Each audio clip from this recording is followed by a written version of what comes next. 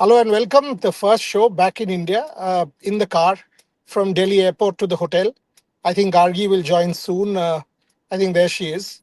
Here There I she is. am. So good to see you. And she's at the Victoria Court Station. Yes. Will be on her way to Manchester. While I'm back in India in Delhi, it was cloudy, gotten a bit bright as I stepped out of the airport, You know what? and it's pretty warm. The days that we all were Yeah, in go on. London and the days that we saw the test match happening, it was so warm. And suddenly today, there's no test match, there's no game on, and it's gotten cloudy, and it's actually a little bit chillier than what we've seen so far in the past 7-8 days that we were here. So I don't know if I want to call it pleasant or what, but it's definitely gotten colder. But the things that I wanted to talk about in this show is obviously the takeaways from Lords. We spoke about this yesterday as well. We did multiple shows, and it's clear that the grit and the fight back that the Indian team showed is the biggest positive that we will take away from Lords. Boria, what's your because we've spoken about all the concerns, the problems, and everything that's going on within the team, but when it comes to the positives, what are your positives, Boria? Plenty, plenty. I mean, if you actually want to look at the positives, the first big positive is the tail can wag. This is something we've been talking about for a long, long time, that the tail is important. They have to stand out there and make the opposition get their wickets rather than concede their wickets. And finally, we saw that happen. We saw that briefly happen in Birmingham. And I had mentioned that point to you that Siraj and Akashdeep, between the two of them, played 50 odd balls. And it was important to keep England on the field. The more you keep England on the field, the more they are jaded and tired and physically fatigued. So that's something that was a big takeaway. Bumrah 55 balls, Jadeja 200 balls, and Siraj some 30, 35 balls. So you could clearly see even Nitish Reddy batted for an hour for the 13 or 14 runs that he got. So clearly the tail for 8, 9, 10 were able to keep England out there for close to 3.5 hours. That was the first takeaway. The second takeaway again is a big plus, that you did not concede or choke under pressure. I mean, 81 for 7. Largely, you will see that Indian teams fold up. They will get all out for 100 and the match done the moment the top order goes. Here, from 81 for 7, it was great to see 170. And the third takeaway was how to farm the strike. A lot of people have been abusing Ravindra Jadeja for some reason, but I just absolutely don't understand that. This was not a wicket where Ravindra Jadeja could have gone and hit the ball. England had six players on the boundary, six, and we could count them. Three on the onside, a square on a mid wicket and a long on. Then there was a fine leg, and then there were a couple on the offside. So if that was the case, I mean, how does Ravindra Jadeja hit the ball? And he's not a hitter like Rishabh Pant. Having said that, Ravindra Jadeja farmed the strike beautifully and continued to battle. That was a rather great takeaway as far as I'm concerned. More positives out there, that India can actually take England on and beat them.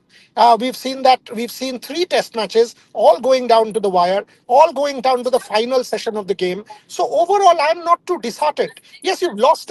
Make no mistake, we've lost a test match that we should have won.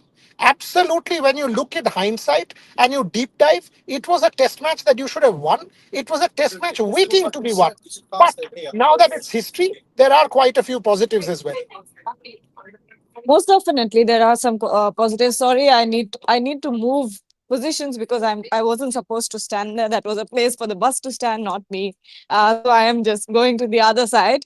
But Bori, a lot of hate for Ravindra Jadeja for some reason. That man, stood out there for a very long time. He shouldered the responsibility of that chase. He took it very close.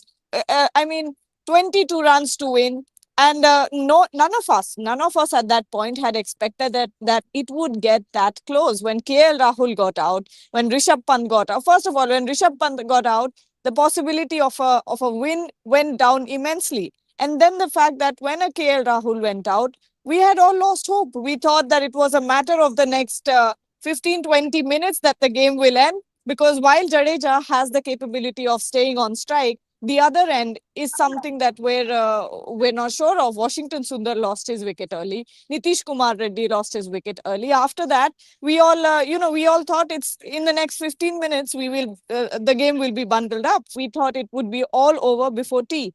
But that's not the fact. You saw some incredible fight back from Bumrah and Siraj.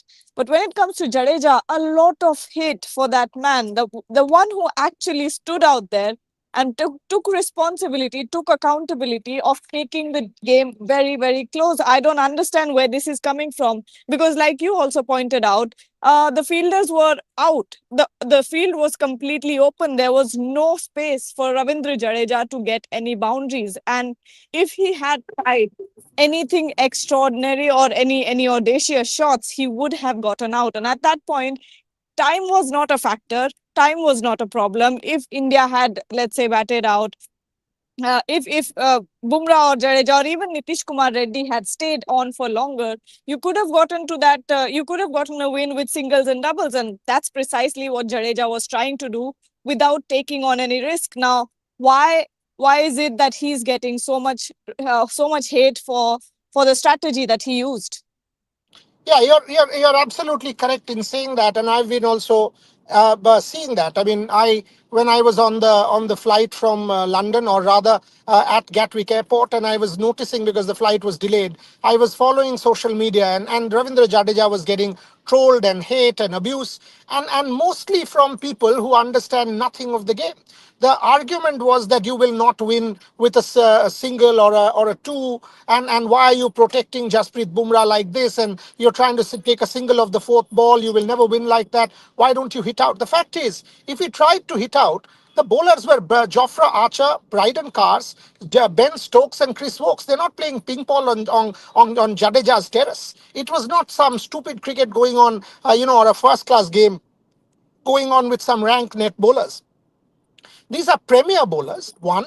Number two, they were bowling on a Lord's wicket, which was assisting them with the cracks. There were deteriorations and cracks and uneven bounds and indentations. All of that stuff was there. So when you say that Ravindra Jadeja should have hit out, you understand nothing. You understand absolutely nothing. If he tried to hit out, he would have gotten out straight after lunch after Nitish Reddy got out. He had calibrated it. Because look, when India eventually got all out, there was still 5 overs of the old ball left. Ravindra Jadeja had calibrated it beautifully. He just needed 20 runs of the 5 overs, and he had calculated it to plan that he would finish it off before the second new ball came in. I thought it was an extraordinarily managed run chase. I thought he had strategically calibrated it well. I thought he had planned it well, and he would have gone after one bowler once India got to 175 plus, and tried to kind of close it out before the new ball. Anybody who is saying Ravindra Jadeja should be questioned and called upon and abused and whatever doesn't understand anything of cricket. If anything, it was because of Ravindra Jadeja that you got to 170. Even in Leeds, he got abused. India went and won that game, and all of us Yes. now know that the declaration was timely and the declaration was perfectly done. Again, in the morning when it started raining in Edgbaston, you remember, people started abusing Ravindra Jadeja. Yes. This Yes. is a typical tendency of trolls and fans in India, where they jump on people. Also, KL Rahul is another fellow who keeps getting abused for no reason. Rishabh Pant keeps getting abused. I saw videos of Shubman Gill where people have put out Virat Kohli's videos and said now this is karma hitting the BCCI, etc., etc. I don't get What? it. I just don't get it. There were many compilations today which I saw where Gill and Virat Kohli have been put, and Gill multiple times missing the ball, etc., and saying this is karma. Are these guys cricket fans? In my book, they are not.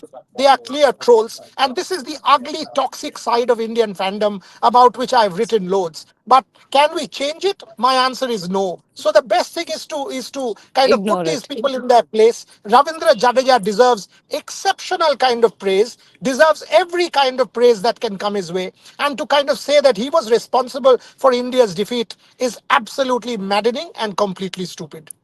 Absolutely, and I like the fact that you brought up the Edge Baston innings of his as well. And I remember we went out for the lunch or the rain show, and everyone started bashing Ravindra Jadeja for batting too slow or whatever was happening at that point. But quite interesting how the fans turn, how fickle the fans are. But I was looking at some comment sections, and I'm taking some comments. Suman Avasti is saying only reason England won the game was because of five really amazing fielding moments in Stokes' run out and four catches, especially Root and Smith in the first innings. We gave 60 plus extra runs. Also, Jofra Archer catch, that Harry Brook catch in the slips. So when it comes to catching, England were really on the top of their game. And yes, it made a difference because now that we look back, that Jamie Smith catch, dropped catch cost us cost India a lot. That Akashdeep dropped catch, and there were a few run out misses as well. But again, when you also look back on England's innings, they also missed four very close run outs. So it's not like mistakes weren't made on their part. At the end of the day, day five, England were the better was the better team. They bowled exceptionally well. Stokes put his heart out. So did Ravindra Jadeja. But in sport, there's only one winner. I agree. I agree about that. That Stokes and Jadeja, both of them, put their put their best foot forward and did everything possible. But the reason India lost, and a lot of people have asked me this question privately on WhatsApp and obviously publicly on shows. The reason India lost is not because of day five. India lost because multiple times they had the opportunity of going ahead in the game and Yes. closing it out, and India did not do that. At 376 for 6 in the first innings, you were chasing 387. You could have gotten a 30-40 run lead. You did not do that. At 248 for 3, within 6 runs, you lost Rishabh Pant and KL Rahul. You could have batted England out of the game there. You did not do that. And this is time and again. This is not the one time that it has happened in Lords. I can recount at least 10 times in this series, in Leeds, in Edgbaston. In Edgbaston, India had control of the game all through, and that is why India went on to script a fantastic win. But in Leeds also, 4 days, you were ahead of the game and then you did not close it out. 430 for 3, 350 for 5. This is the issue in this series. And how many times at the stroke of lunch are we going to lose wickets, Gargi? Rishabh Pant run out, stroke of lunch. Nitish Kumar Reddy caught out, stroke of lunch. First test match, you will remember, multiple wickets, stroke of lunch. Every time you and I would step out for our shows, stroke of, lunch, another wicket.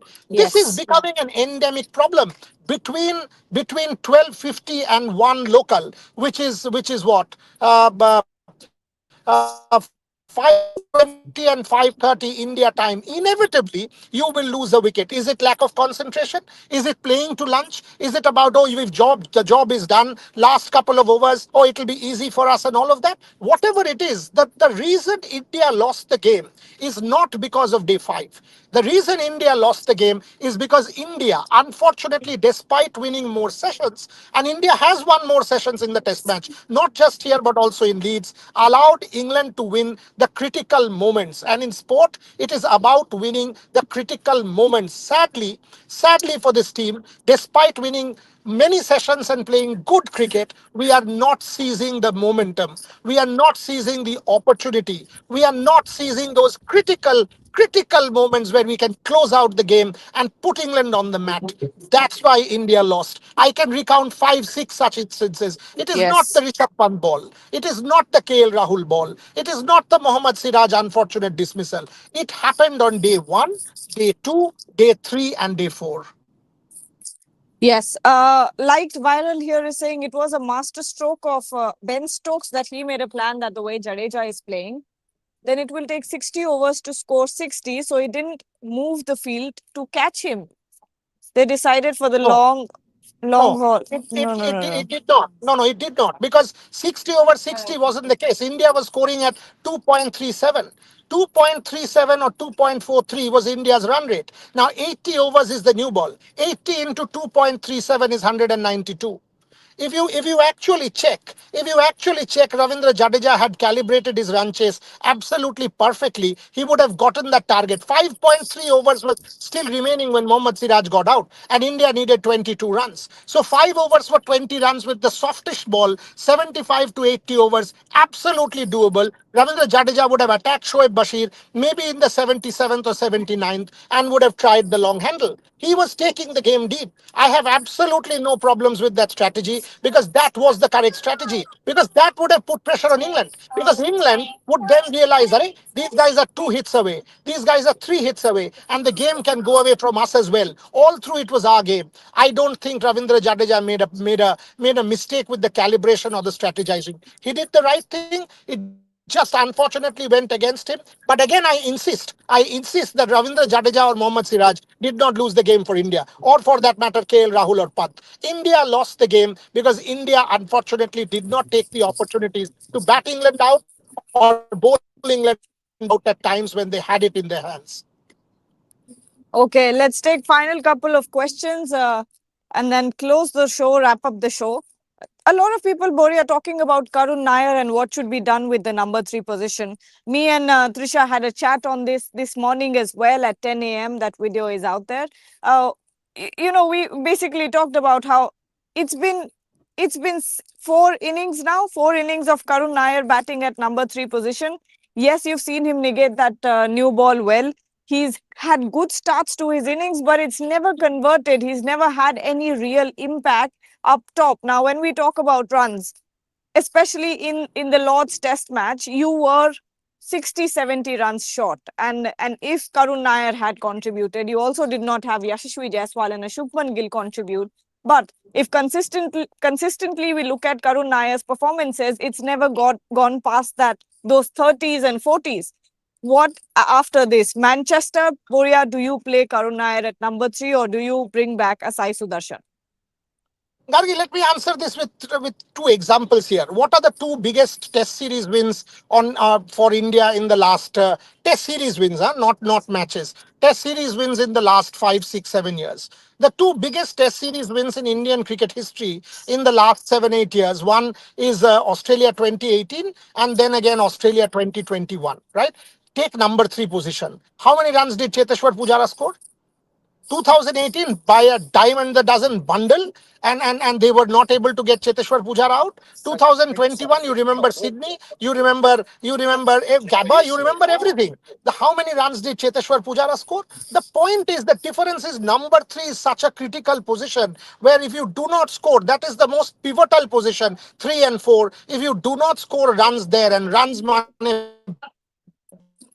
just 13, 20, 25, 30, and give your wicket away and put the pressure back, automatically the team will feel the pressure, the team will feel the pulse. So Karun Nair, I mean, I am not for once saying that drop Karun Nair, because the guy has shown the pluck to be able to handle the new ball. So he has the ability. But then what happens? Is it a loss of concentration? Is it something that, a 30 or a 25 or a 40 or a 13, and he gets out after doing the hard yards? So you have to have a chat with Karun Nair. If you want to give him another opportunity, give it to him. But then you've got to sit him down and say, hello, this 25 and 30 is doing no good. This is Test cricket. This is not T20 cricket or ODI cricket that your 25s will be precious. They are not. And because of you, the middle order is coming under pressure because you are losing your wicket at a very critical time.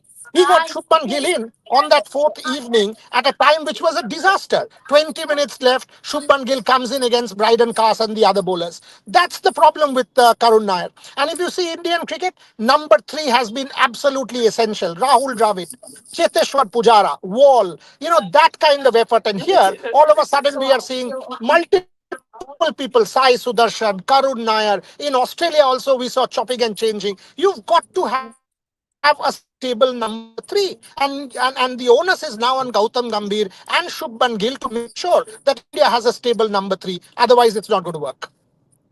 Absolutely, absolutely, because there needs to be some solidity at number 3 position. A lot of people in the comment section talking about the West Indies versus Australia Test match. Mitchell Stark, Pfeiffer, in 2.3 overs. What a spell, Boria. But Mitchell Stark with the pink ball should not be allowed. I think his extraterrestrial or artificial intelligence takes over. Mitchell Stark should not be allowed with the pink ball. I think this pink ball experiment has failed in Test cricket. If you see the way Yeah. Steve Smith got hold of Alzari Joseph, you will know what I'm talking about. But Steve Smith, 100 times out of 100 would have given that ball out. Yesterday he got bowled. That pink ball is making the battle lopsided. Mitchell Stark is a beast with the new ball. 27 all out gives, there is no rational explanation for that. A test match getting over in 2 days, Australia 121 all out, West Indies 27 all out. It's making a mockery of Test cricket. We've seen that with the pink ball. In Australia, we've seen that with the pink ball. these kind of don't have a chance. The bowlers will always dominate. You don't want that. You make good pitches, yes, but you don't give one side of the story that kind of advantage. But nothing to take away from Mitchell Stark, absolute beast to take 400 wickets in 100 Test matches. All right. I think there's a bit of a network issue from your end, Boria, or it could be my internet as well. Not sure. But I think we're both in the middle of commute. I think we should wrap up this show. We'll be back very, very soon with more elaborate shows as well. So don't forget to keep joining us soon on the 17th. On the 17th. On the 17th, India will practice at Beckenham. We will be there as well, so we'll bring you all the updates from ground zero. Don't forget to like, share, and subscribe to the channel. And thank you so much for joining. Thank you.